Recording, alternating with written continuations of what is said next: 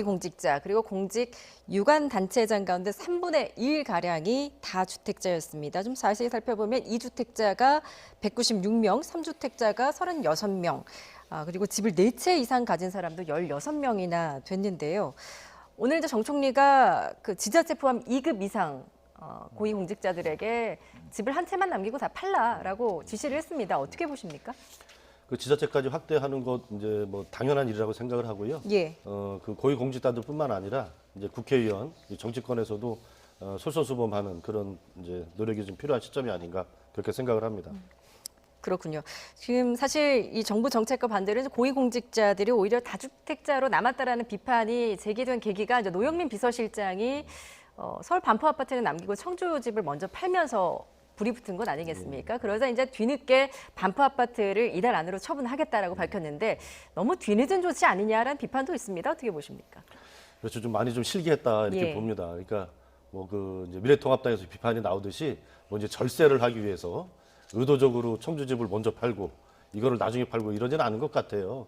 근데 이제 본인은 이제 청주집은 이제 오랫동안 좀 비어 있었고 반포집에는 이제 가족이 실제로 이제 거주하기 있기 때문에 예. 그거를 이제 매매를 하겠다 이렇게 생각을 하신 것 같은데 앞서 이제 박 교수님 말씀하신 것처럼 어쨌든 간에 이제 정부의 정책이 국민들로부터 신뢰를 얻고 추진돼 가기 위해서는 정책 자체도 중요하지만 그 정책을 추진하는 청와대 참모진들, 고위공직자들의 자세와 태도 이런 것도 굉장히 중요하지 않습니까? 그런 자세와 태도를 보면서 국민들이 이제 신뢰를 줬을 때 정부가 추진하는 정책이 성공할 수 있는 것인데 이번에는 그런 측면에서 굉장히 좀 아쉬운 그런 판단이었고 좀 뒤늦기는 했지만은 그래도 지금이라도 이렇게 이제 매각에 대해서 결정을 한 것은 잘한 일이다. 그러나 국민들 마음의 상처를 너무 좀 크게 낸 뒤에 실기한 측면이 크다 이렇게 봅니다. 예, 저는 이번에 좀 절세 논란도 좀 벌어졌습니다. 비싼 아파트를 나중에 팔면은 이제 양도세를 덜 낼 수 있는 점을 노리고 좀 절세를 하려고 이렇게 한 것이다라는 주장도 나왔는데 조금 무리한 게 아니냐라는 생각도 드는데 어떻게 보십니까? 너무 좀 과한 주장인 예. 것 같아요. 이제 본인이 이제 처음부터 그런 생각이 있었으면은 예. 그래도 이제 청와대 비서실장이고 삼선 의원 또 하시고 주중 대사까지 이제 하신 분이지 않습니까? 그래서 의도적으로 끝까지 이제 이 반포 아파트를 갖고 절세 한 3억 정도가 이제 절세 효과가 있다고 이제 주장이 예. 나왔는데 그걸 위해서 청주 아파트를 먼저 팔고 의도적으로 이거는 나중에 팔려고 했다. 이렇게까지 나가는 것은 너무 좀 과한 주장인 것 같고 오히려 좀 말씀하신 대로 국민 눈높이에 이제 맞는 올바른 선택을 애초부터 못했던 것에 대해서 비판하는 게 옳은 모습 아닐까 이렇게. 주호영 원내대표 같은 경우에는 이제 강제로 집을 팔라는 건 반헌법적인 처사다라고 주장을 했습니다. 이런 의견에 대해서는 어떻게 보십니까? 뭐 물론 이제 반헌법적이다 이렇게 이제 표현할 수도 있겠지만 제가 보기에는 굉장히 헌법의 가치에 맞는 거다 이렇게 생각합니다. 예. 헌법에서는 이제 여러 가지 권한과 책임을 이제 강조를 하고 있지만 국민들의 어떤 행복 추구권이라든가 국토 균형 발전 이런 것도 분명히 헌법에 이제 반영되어 있는 정신이거든요. 그리고 이제 대한민국이 좀 부동산 공학으로 인해서 사회 양극화가 좀 심해지고 이것이 우리나라 사회의 고질적인 문제, 부의 대물림 이런 고질적인 문제가 되고 있다는 것은 전 국민들이 다들 이제 공통적으로 인식하고 있는 문제 아니겠습니까? 예. 제가 봤을 때는 이런 부동산 문제를 해결하기 위해서는 반헌법적인 조치를 해서라도 우리 세대에 해결하고 가야 된다.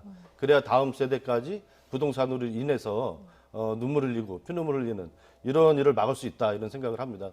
지금 나오고 있는 여러 가지 부동산 정책 이런 것에 대해서 특히나 정치권에서 솔선수범해서 매각을 하자 이런 것들에 대해서 반헌법적이다, 초헌법적이다 이런 가치를 들고 나와서 비판하는 것은 지금 부동산 문제가 대한민국 사회에서 갖고 있는 심각성이나 위기적인 문제 이런 것에 대해서 너무 안이하게 바라보는 관점 아닌가 저는 그렇게 생각이 듭니다. 예. 고위공직자 부동산 백지 신탁제 주장이 좀 갈수록 탄력을 좀 얻고 있는 것 같습니다. 이게 얼마 전에 이제 이재명 경기지사가 오늘 띄웠잖아요. 오늘 원희룡 제주지사도 좀 그 숟가락을 얹은 듯한 모습인데 좀 어떻게 생각을 하십니까? 이게 정치권에서 뭐 최근에 제기된 문제는 아니고요.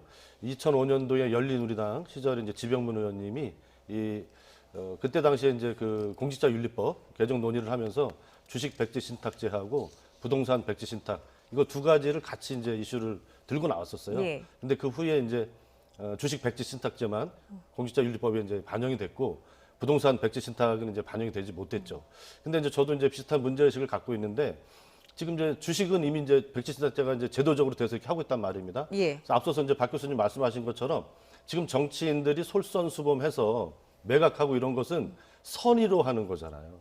근데 정치나 정책이라고 하는 것이 언제까지 선의로만 할 수는 없거든요. 이것을 제도화하고 시스템화하는 노력이 필요한 거죠. 그래서 정치권에서 이런 문제들이 다시 발생하지 않게 하기 위해서는 제도화하는 것이 중요한데 그러기 위해서 꼭 필요한 것이 부동산 백지 신탁제다 이렇게 생각을 합니다. 예. 지금은 아파트나 주택이 이제 너무 이제 이슈가 되다 보니까 거기로만 이제 포커스가 많이 가 있지만 우리가 조금만 과거로 시계를 돌려보면 정치인들이 갖고 있는 경장 목적 외에 갖고 있는 농지들, 토지들 이런 것들도 늘 문제가 됐었어요. 뭐 농업 직불금 이제 농사도 안 지면서 이제 받아먹고 이런 것 때문에 국민들한테 질타를 많이 받았단 말입니다. 이런 부동산을 둘러싼 여러 가지 논란을 제도적으로 해결할 수 있는 가장 좀 종합적이고 잘 정돈된 법이 지금까지 언급된 것으로 보면 부동산 백지 신탁제다 이렇게 생각을 합니다. 예.